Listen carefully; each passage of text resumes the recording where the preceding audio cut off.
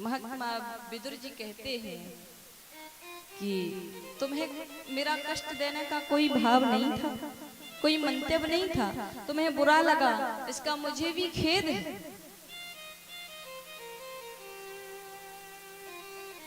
लेकिन विदुर जी ने अपने मंत्री पद को त्याग दिया। परमात्मा के चरणों में जिनकी अनन्य श्रद्धा है, भक्ति है, अपनी पत्नी को लेकर के वन में चले। महाराज कदली के वन में जाकर के परमात्मा को स्मरण करते हैं, याद करते हैं। एक सुंदर परकुटी बनाई और उस परकुटी की परिधि में वास करते हैं, रहते हैं, श्री हरि का स्मरण करते हैं। ओ भगवान मेरी नैया, भगवान मेरी नैया, उस पार लगा देना।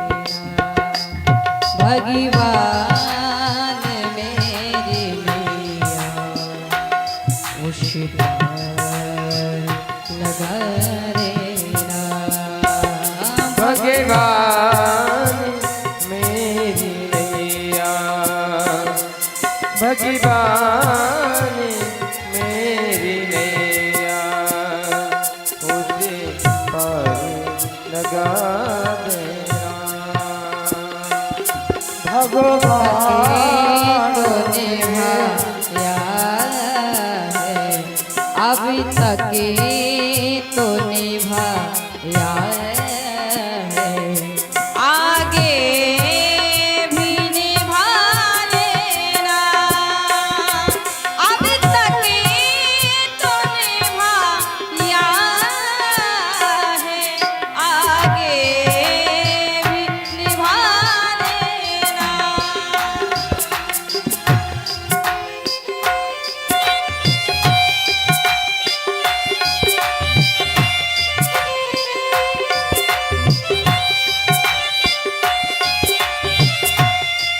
श्री राधे दोनों तालियों की सेवा करते रहे।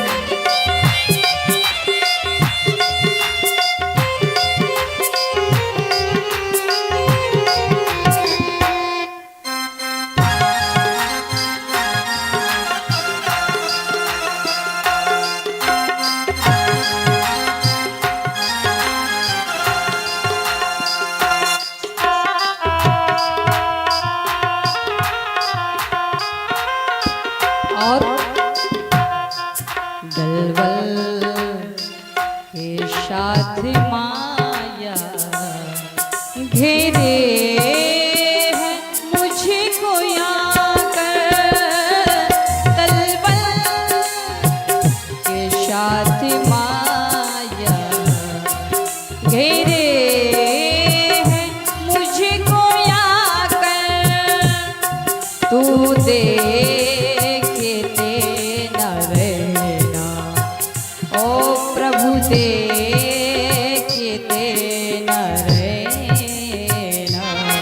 झटिया के बचा लेना।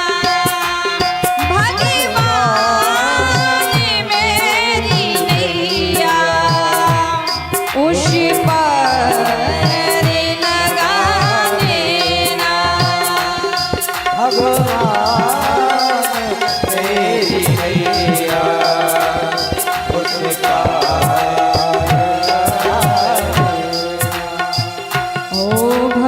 भगवान मेरी नैया, उस पार लगा देना। भगवान मेरी नैया, उस पार लगा।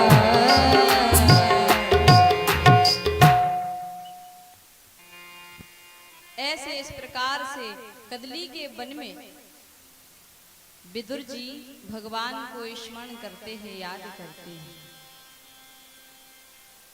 आज देखो विदुर जी ने 12 वर्ष तक अन्न नहीं खाया, फलहार लेकर के ही रहते हैं कदली के वन में। आज विदुर जी अपनी पत्नी के पास में आए विदुर रानी के, और मुस्कुराते हुए कहा कि देवी सुनती हो? हाँ।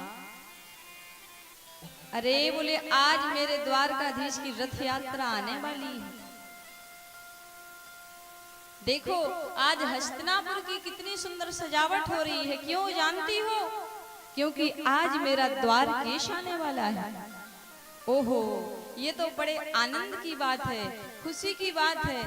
लेकिन विदुर रानी की मन की बात, विदुर रानी ने विदुर जी से कहा कि सुनिए, द्वारकाधीश आएंगे तो इस बड़ी भारी भीड़ में हमारी आपकी क्या पूछ होगी? हमें कौन पूछेगा? उनका हमें दर्शन कैसे होगा? क्योंकि आजकल आपके पास कोई मंत्री पद तो है नहीं। क्योंकि भैया आज के जमाने में भी यही होता है, जिसके पास ऊंची पद प्रतिष्ठा हो ना, तो उसको सबसे आगे ले जाकर के खड़ा कर देते हैं। उसका काम तुरंत ही हो जाता है। तो आजकल आपके पास कोई पद प्रतिष्ठा तो है नहीं, तो ऐसी भरी भीड़ में कन्हैया को हम कैसे देख पाएंगे? विदुर जी ने कहा, देवी चिंता मत करो। अरे हम कन्हैया को नहीं देख पाए तो क्या हुआ, वो तो हमें देख ही लेगा।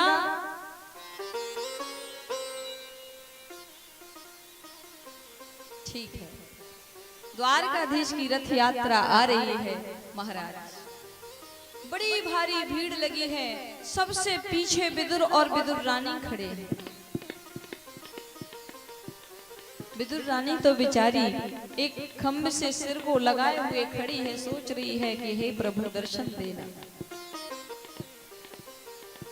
रथ यात्रा जैसे ही आई, महाराज कन्हैया रथ में बैठे हैं तो हजारों लोग आरती उतार रहे हैं, उनको नहीं देखा। हजारों लाख पुष्पों की वर्षा कर रहे हैं, उनको नहीं देखा है। मेरे कन्हैया तो रथ में बैठे बैठे चारों तरफ नजर डाल करके देख रहे हैं।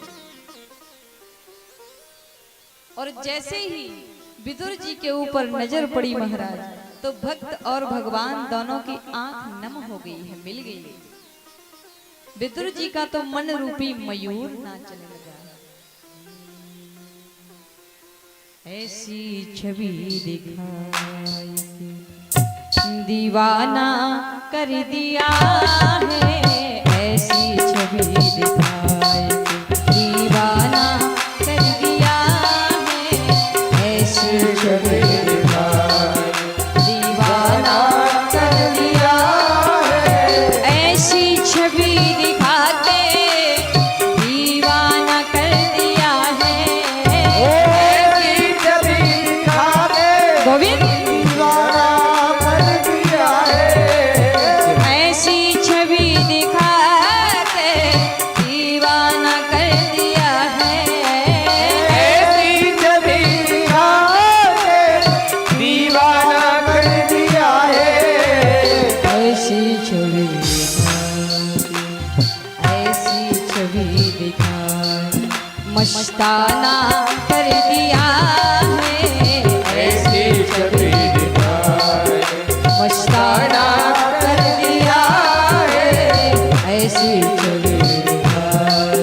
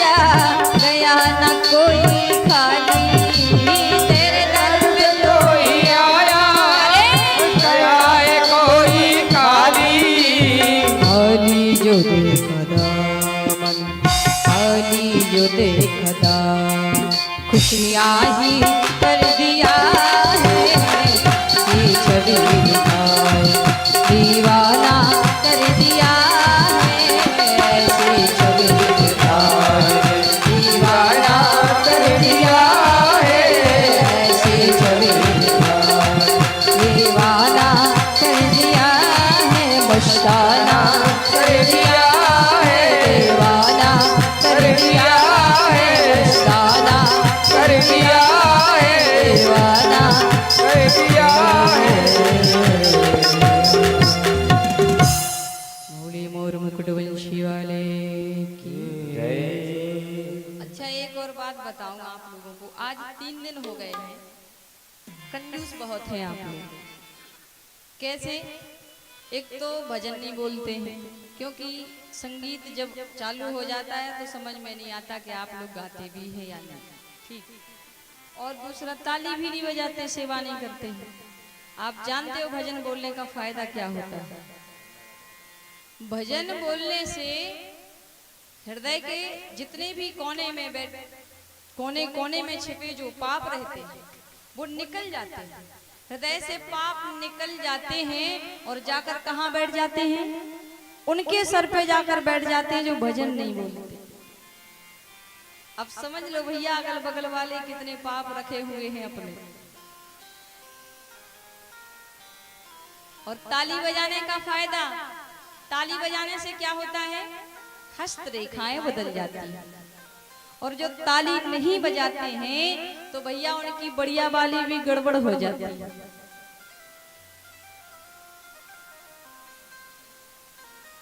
और परमात्मा के दरबार में नाचने से क्या होता है? भगवान के दरबार में जिसने नाच लिया वो 84 लाख योनि में फिर कभी नाचता नहीं। जो घोड़ों के सामने, बैंड बाजों के सामने जो नाचते हैं ना, मैंने कई बड़ों बूढ़ों को नाचते हुए देखा है। बैंड बाजों के सामने नाचेंगे, नोटों की गड्डी बखेरेंगे महाराज। और उन्हीं को यहाँ नाचने को कह दो तो कहते हैं शर्म आती है। जो अन्य कार्यों में नाचते हैं, बैंड बाजों के सामने नाचते हैं, तो वो 84 लाख योनि में ऐसे ही भटकते रहते, नाचते रहते। अब आपके हाथ में निर्णय है कि आपको 84 लाख में योनियों में नाचना है या फिर परमात्मा की शरण में रहना है।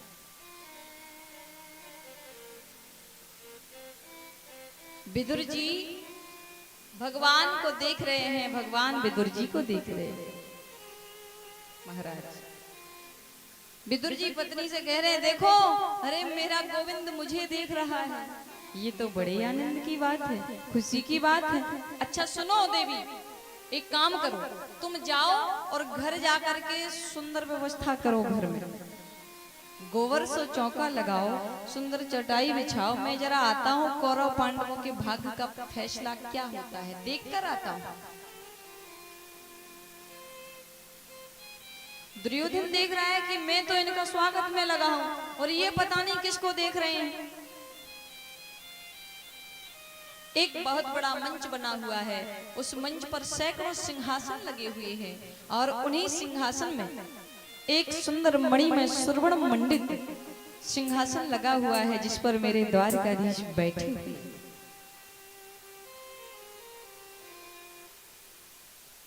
महाराज विदुर जी तो नीचे सभा में बैठे हैं नीचे। अब उनका अपमान हो चुका है, इसलिए उन्हें ऊपर आने की अनुमति नहीं है। दुर्योधन ने गोविंद का स्वागत करते करते पूछ लिया, कहा आओ कृष्ण, आपके पदार्पण से हम कृतार्थ हुए, लेकिन एक बात समझ में नहीं आई कि आपका आगमन किस प्रकार से हुआ, किस कारण से हुआ है। भगवान ने कहा, अरे दुर्योधन, मैंने तुम्हें दुर्योधन नहीं कहा है। क्यों? क्योंकि तुम तो सुयोधन हो।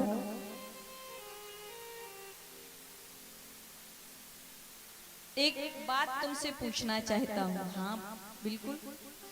बोले पांडव तुम्हारे भाई है ना? बोला हाँ जी।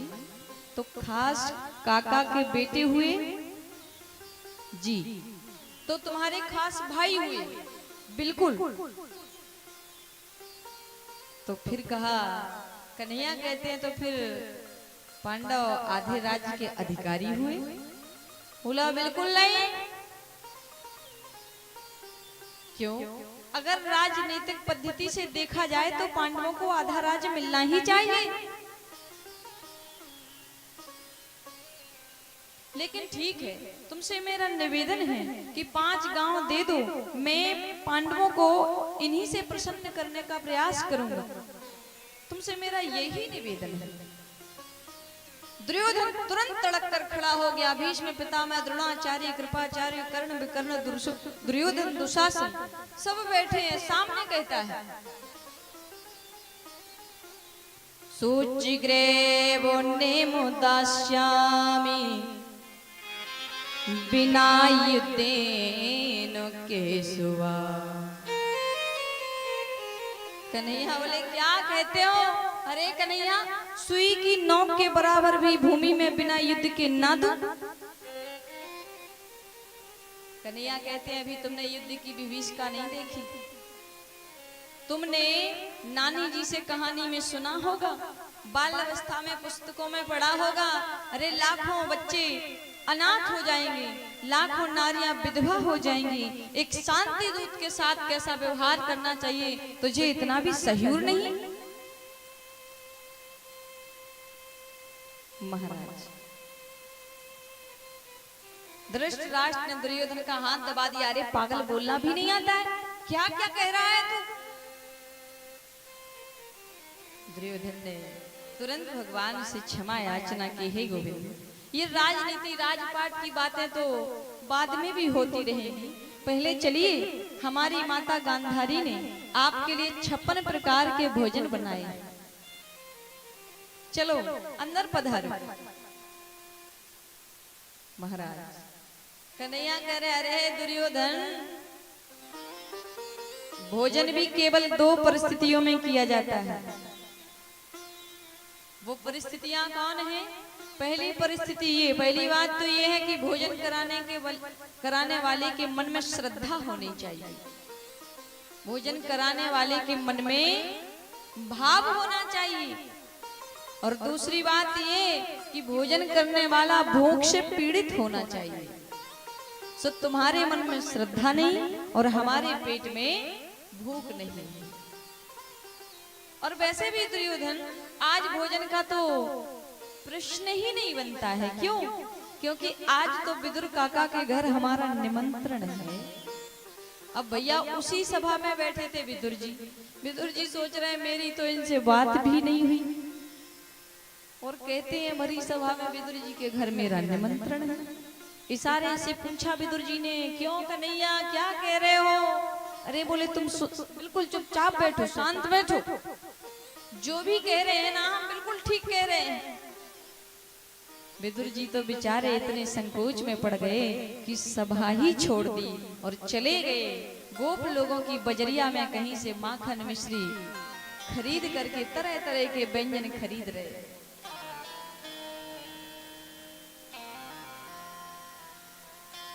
दुर्योधन कह रहा है, अरे कन्हैया, विदुर के घर तुम्हारा निमंत्रण, उसके खुद के खाने का तो ठिकाना नहीं है, तो तुम्हें क्या खिलाएगा वो?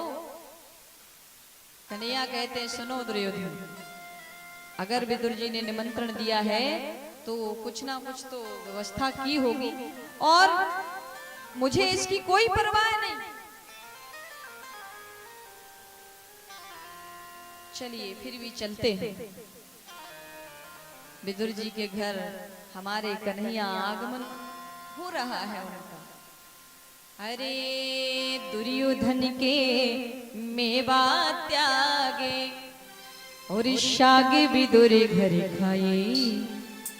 हाँ, दुर्योधन के मेवा त्यागे और शागे विदुर घर खाए। सबसे ऊंची प्रेम सगाई, सबसे ऊंची प्रेम सगाई, सबसे ऊंची प्रेम सगाई, सबसे ऊंची प्रेम सगाई। दुर्योधन के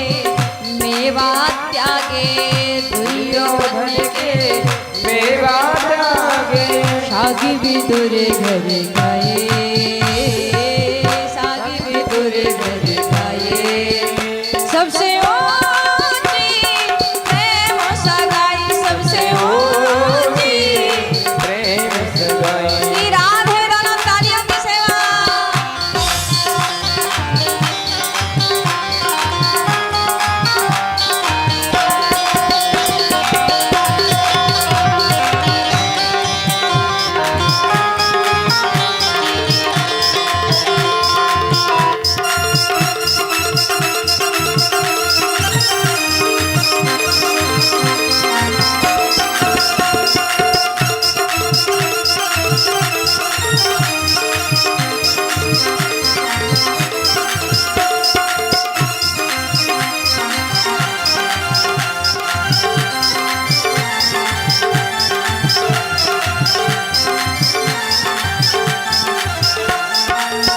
दुर्योधन के मेवा त्यागे, दुर्योधन के मेवा त्यागे, दुर्योधन के मेवा त्यागे, दुर्योधन के मेवा त्यागे, दुर्योधन के मेवा त्यागे, दुर्योधन के मेवा त्यागे, सागी विदुर घर गाए, ओ सागी विदुर घर गाए, सबसे ऊंची प्रेम सगाई, सबसे ऊंची प्रेम सगाई, सबसे ऊंची प्रेम सगाई, सबसे प्रेम सगाई सबसे ऊंची, प्रेम सगाई सबसे ऊंची, प्रेम सगाई सबसे ऊंची, प्रेम सगाई।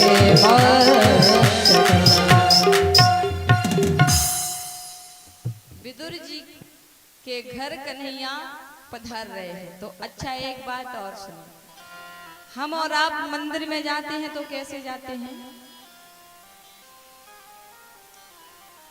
जूते चप्पल उतार कर ही जाते हैं, क्योंकि वो हमारा स्वर्ग है, हमारे प्रभु बैठे हुए हैं, मंदिर है।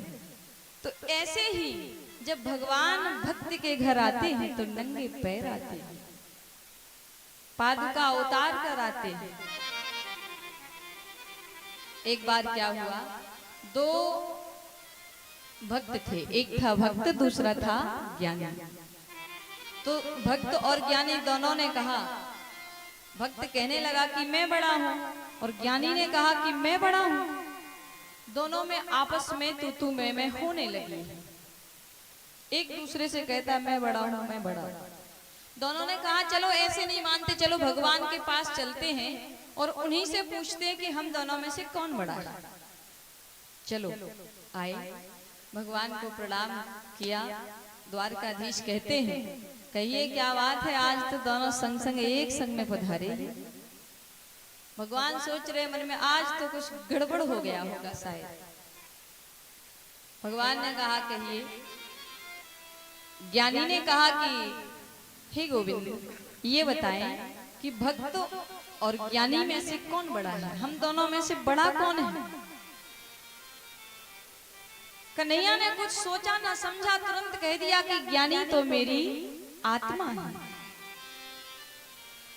बेचारे भक्त को बड़ा बुरा लगा, सुन लिया कि कन्हैया के मुंह से निर्णय हो गया कि भगवान की आत्मा है ज्ञानी, तो भक्त वहां से जाने लगे, निकलने लगे। भगवान ने कहा अरे भगत जी पूरी बात तो सुन लो। बोले अब क्या सुने, बस आपने निर्णय कर दिया और आपके आगे कौन सुधार करे, आपने बता दिया। अरे बोले सुनो भैया, ज्ञानी मेरी आत्मा है तो भक्त मेरा परमात्मा है।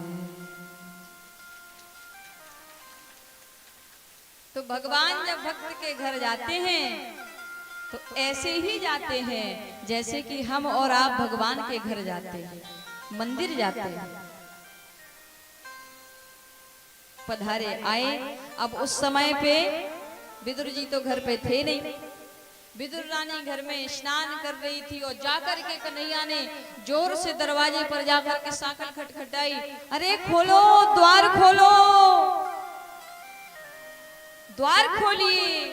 विदुर रानी ने सुना, अरे ये तो ऐसे लग रहा है जैसे मेरा कन्हैया बोल रहा है, जैसे मेरा गोविंद आ गया हो। स्नान में तन्मय थी और भूल गई, सुध बुध भूल गई, दौड़ पड़ी, गीले वस्त्रों में ही जाकर के द्वार खोल दिया। आओ कन्हैया पधारो, हे केशव पधारो। कन्हैया ने कहा, ये तो मेरे आगमन की खुशी में पागल हो गई है, वस्त्र बदलना भी भूल गई, गीले वस्त्रों में ही दौड़ पड़ी। कन्हैया ने अपने पीताम्बर को अंदर फेंक दिया। विदुर रानी झिनी सी चदरिया को ओढ़ लेती है और कन्हैया को अंदर लेकर के आती है।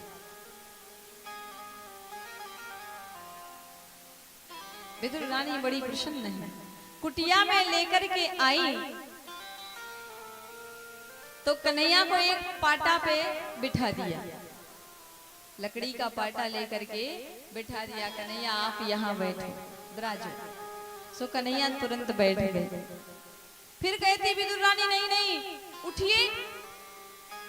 कन्हैया कहते, क्यों? अरे लाला, ये जगह शुद्ध नहीं है, सो आप दूसरी जगह बैठे। अब जहां कन्हैया पहुंच जाए वहां तो शुद्ध ही शुद्ध हो जाता है। बोले ये जगह शुद्ध नहीं है, आप दूसरी जगह पर बैठे। ठीक है। इधर से उधर, उधर से उधर मेरे कन्हैया को पूरे आंगन में नाच नचा दिया और फिर एक कोने में जाकर के पाटे को उल्टा करके बिछा दिया। कन्हैया आप बैठ जाइए, ये जगह शुद्ध है। कन्हैया कह रहे हैं, ये तो ध्यान भंग हो गई है बिल्कुल। सो कन्हैया ने भी नहीं देखा कि उल्टा है कि सीधा है पाटा, तुरंत बैठ गए और पेट पर हाथ फेर कर कहते हैं, काकी जी बड़ी जोरों से भूख लग रही है, कुछ खाने को मिलेगा कि नहीं? हाँ हाँ बिल्कुल। अरे कन्हैया, वैसे घर में तो कछु है ना, काका जी आते होंगे तब तक मैं कुछ व्यवस्था करती हूँ। तुरंत गई विदुर रानी कदली के वन में जाकर के केले के फल लेकर आई। आहा, कन्हैया के सामने पत्तल लगाई,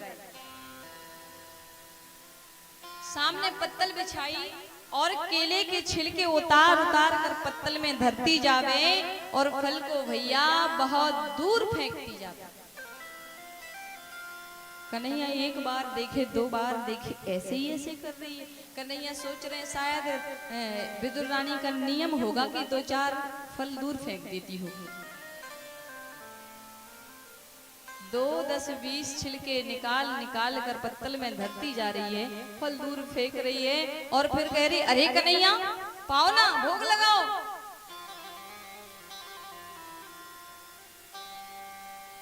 मेरे गोविंद ने आकर प्रेम में आकर के केले के छिलके खाने शुरू कर दिए।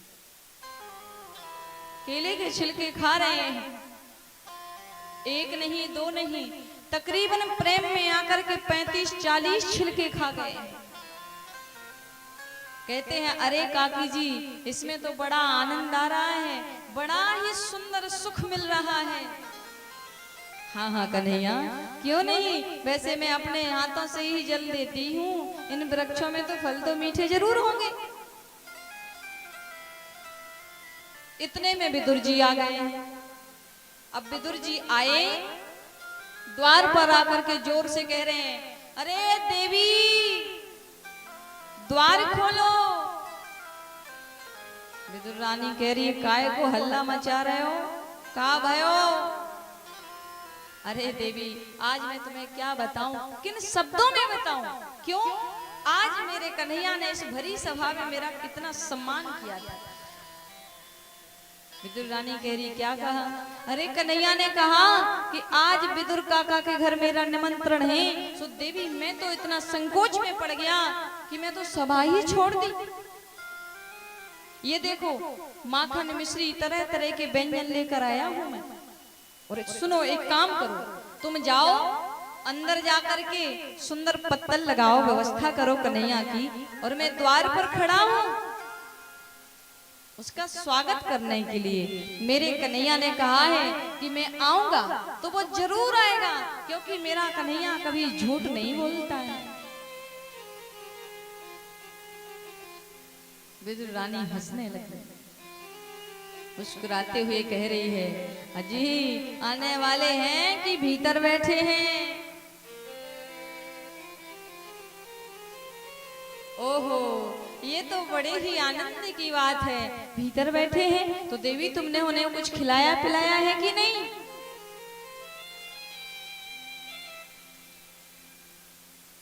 बोले और तो घर में कुछ था नहीं, केले हैं फल हैं तो फल ही पा रहे हैं। चलो, विदुर जी ने अंदर जाकर के देखा कि महाराज उल्टा पाटा बिछा हुआ है, कन्हैया बैठे हैं, पत्तल में छिलके हैं, हाथ में छिलका खा रहे हैं, फल तो दूर पड़े हैं। विदुर रानी ने देखा विदुर जी बड़ी जोरों से डांट करके पड़ी। विदुर रानी को डांट लगाते हैं, अरे बावरी है गई, पागल है गई, कन्हैया पहली बार मेरी कुटिया में आए हैं और इनको तुमने केले के छिलके खिला दिए हैं। हे कन्हैया क्षमा करना, माफ करना, हम बड़े अज्ञान हैं, मूर्ख हैं। वास्तव में कन्हैया को भी अभी ध्यान आया। विदुर रानी कह रही, अरे अगर मुझे ध्यान नहीं था कि मैं कन्हैया को क्या खिला रही हूँ तो कम से कम कन्हैया आप तो बता सकते थे। कन्हैया कहते हैं, काकी जी जो कुछ भी आपने मुझे खिलाया इसमें आपका प्रेम था, अनुराग था, तो वास्तव में मुझे भी अभी ध्यान आया कि मैं छिलका खा रहा था। कन्हैया, विदुर जी ने छिलके हटाए और कन्हैया को एक लड्डू खिलाया, दूसरा लड्डू खिलाया। तो कन्हैया ने हाथ पकड़ लिया और कहा, काका जी एक बात बता दूं? हाँ। अरे बोले, जो स्वाद उस केले के छिलके में था ना, जो आनंद, जो सुख मुझे उस केले के छिलके में मिला ना, वो तुम्हारे इस लड्डू में तो है ही नहीं है।